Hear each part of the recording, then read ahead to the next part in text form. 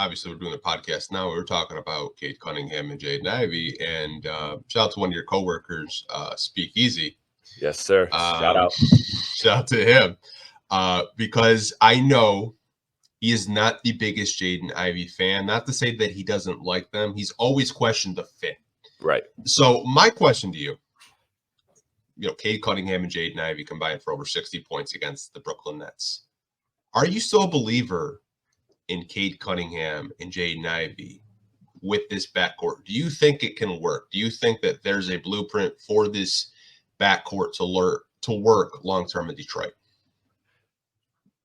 Okay, so this is exactly what Easy was blowing up the chat, our heavyweights group chat about it. So I put some research into it because he talked about their plus minuses and how they're both better without each other on the court and all of that. And so my thing is this, right? Is what were we doing a little over a year ago, in the NBA circle, beyond Pistons, NBA circle? What was one of the biggest talks around January of 2023? It was, do Jaylen Brown and Jason Tatum fit together? Is that a core you can actually win with?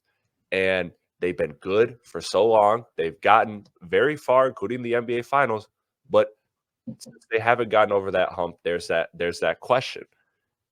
They played, and I want to get this number, 420 games together through multiple coaches, multiple roster constructions.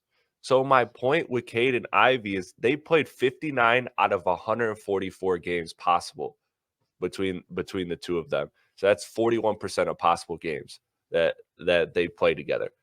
It's too early. I understand Easy's logic. I agree that if this were to work, at least one of them have to be an elite shooter, and the other has to be, considering you got a SAR, a pretty good shooter. And I don't know if either of them are going to be elite. Cade has been elite, but I don't know how sustainable that is.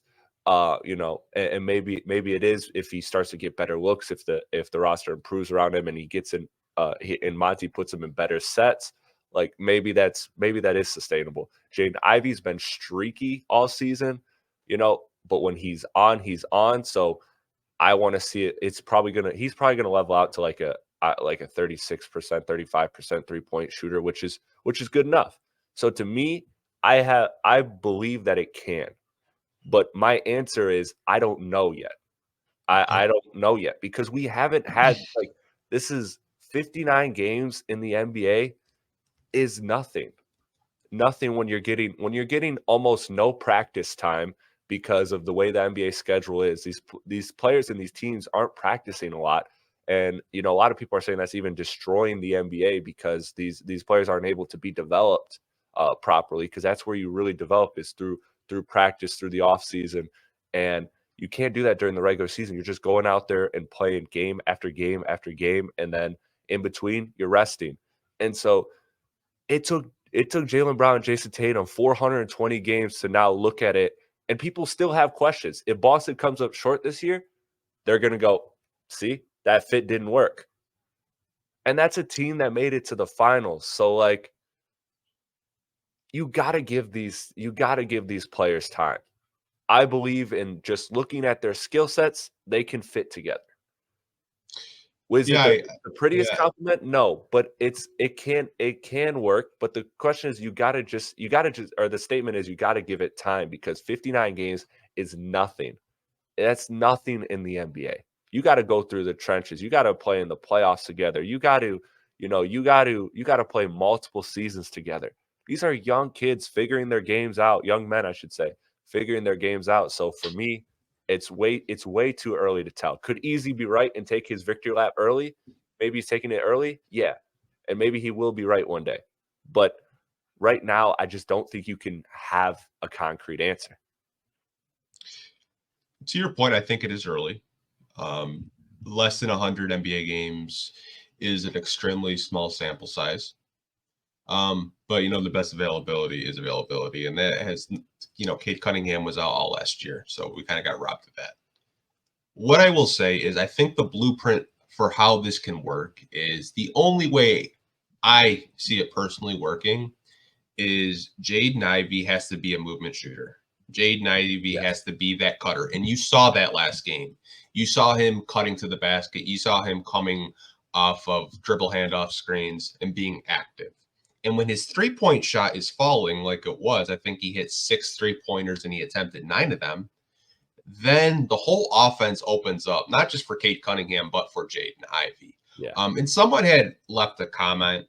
It's from Brady Odom on our Facebook live stream right now. And I think this is the sentiment with a lot of Pistons fans because the Pistons, throughout their history, have seen a lot of great Detroit Pistons backcourts. And he says, of course, those two can work together. The Pistons have had 2 great guards playing together before. Isaiah Thomas and Joe Dumars, 2-time champions back-to-back. Chauncey Billups and Richard Hamilton, who won a championship in 2004 and gave us, I think they spoiled us personally. That Go in the Work crew spoiled Pistons fans, in my personal opinion. But you kind of see the blueprint. Richard Hamilton was that guy that, ran off screens, just outworked everybody. I think Jaden Ivey has to take that same type of approach because I would much rather have Cade Cunningham run the show right now than Jaden Ivey. Not to say that I don't think Jaden Ivey is a bad point guard, but I know he's not really a point guard. I'd much rather have Cade Cunningham with the ball in his hands because I believe Cade has that killer instinct. When he wants to turn it on, he can turn it on, and when he wants to involve people, he can do that. Because I've talked to Easy about this. Yeah, I've talked to Easy about this before. I mean, this is going pre-draft evaluation, and one argument he would always we would talk. He would say he was just okay, Anthony. He's like, when's the last time you saw an archetype like a Cade Cunningham, who's you can call him a point forward if you want, and a fast, twitchy combo guard win an NBA championship? And I told him, I said, probably LeBron and D Wade in Miami. Mm-hmm. I said, but if that's your debate and that's your argument, I said, I can't really do much for you. I said, but not every NBA team is going to win a championship. That was always my argument with them. I think they can fit together and they can work together. It says, to your point, we have to be more patient. 58 games together isn't a whole lot of games. I think it can work, and I think there's a blueprint for success with this backcourt. But Jaden Ivey has to be that movement shooter. He has to be I don't need you to stand in the corner still. I need you to be moving off of screens. I need you to look for those backdoor cuts and just work on that three-point shot, work on the mid-range. We all know that you're one of the fastest players in the NBA, but you just need to slow down because there are instances where he just plays way too fast and he kind of makes those Russell Westbrook-esque turnovers where he just plays way too fast and he gets excited and it's just a bad possession and a bad turnover. Yeah, I think if he can slow down a little bit, this backcourt can 100% work. We just have to be more patient, to your point. Yeah, it took Jaylen Brown, Jason Tatum 420 games, and people still have their questions. So, in a perfect world, yes, you want your skill sets to be completely complementary of one another when it's your two best players. But that's an ideal world. That's a utopia, and that doesn't often exist. There are a lot of pairings that have very similar overlapping skills. And they can find ways to work. It's about how you construct the roster around them. It's about them developing games that complement each other, and that's just the truth. So Easy, I agree with his logic to an extent. What he's saying isn't wrong in principle, but I just feel like in this case, more time, I think will give you the answer of can it work or not. You can be the first one at the party, and and if he's there, I'll tell him he's right. But my point is that it's too early. There's a world in which it works. Jaylen Brown, Jason Tatum, again, they went through multiple coaches, multiple roster constructions, and they still haven't cracked that final spot that they want to be at. So give it time, man. 59 games is nothing, and that's like 3 or 4 NFL games. You know, people were talking about JMO and Goff getting the chemistry, and Yeah. like, you know, it takes time. Everything takes time. I will say, because I think when you're comparing two wings like Jason Tatum, Jaylen Brown, I look at a similar situation, and obviously these guys aren't teammates, but they were. I look to Cleveland. I look to Darius Garland and Colin Sexton, Yeah. right? Now, those were two guards that obviously there were questions about fit, and this will probably help Easy's argument in his case. They elected to trade Colin Sexton so they could land Donovan Mitchell. Yeah. I think there's a world where maybe it doesn't work, and maybe to some people's point, like they both need the ball in their hands to be effective. I think you can sacrifice. And there's parts of Jaden Ivey's game where when you watched him at Purdue, he didn't always have the ball in his hands, and he played a lot of off ball, a lot of catch and shoot. I think any championship team or any NBA team that is successful, they have sacrificed parts of their game where maybe they're not showing you 100% of their skill set, but they're just really honing in on what that team actually needs.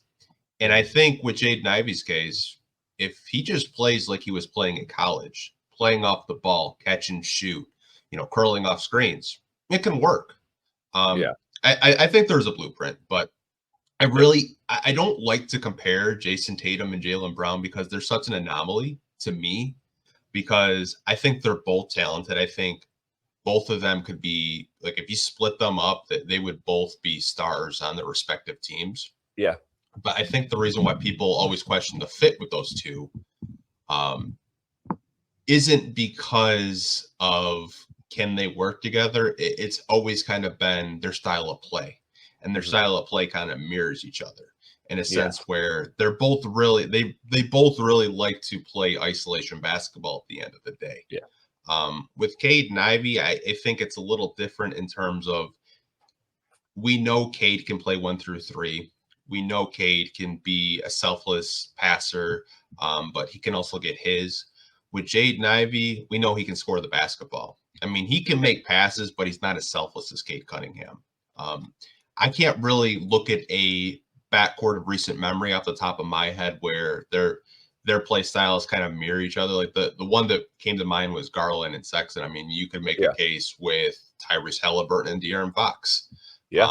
Obviously, like, Halliburton was the playmaker of the two, and Fox was more of that, that scorer to get to the basket. And, Fox has a similar game to Jaden Ivey. Maybe that's more of the backcourt maybe you could make a comparison to. But just off the top of my head, I can't really think of a backcourt of recent memory that has a similar skill set to both of those guys. Yeah.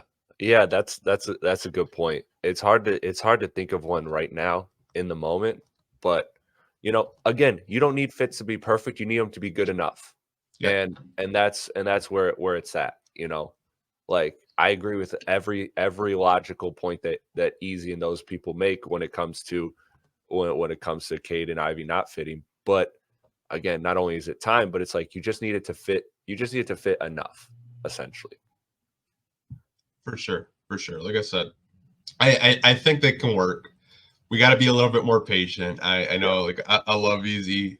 It's really hard to debate that point that he brings up, because, I mean, like, there's a select few of small forwards that can pass and, athletic guards that have won an NBA championship. Like I said, the only one I could think of is, like, Dwayne Wade. Which is, like, a great stance by him, right? Like, to, like, like, he's, like, if the Pistons don't even win a championship, if Cade and Ivey become a powerhouse in the East and they reach and they're in the Boston situation where they never win a championship, Easy will still get to say he's right. And it's incredible that Boston's had that much success, and you could still, like, say, like, oh, the Jaylen Brown, Jason Tatum experiments failed. I would disagree with that. I think being so successful, like, I would not call them a failure, but people can, because at the end of the day, we're judged by rings. Patrick Ewing, Allen Iverson, Charles Barkley, like, they're greats, but not getting it done, it just means so much in basketball. So Brilliant stance by Easy. Yeah, no. I love them, but I disagree with them on this. Yeah.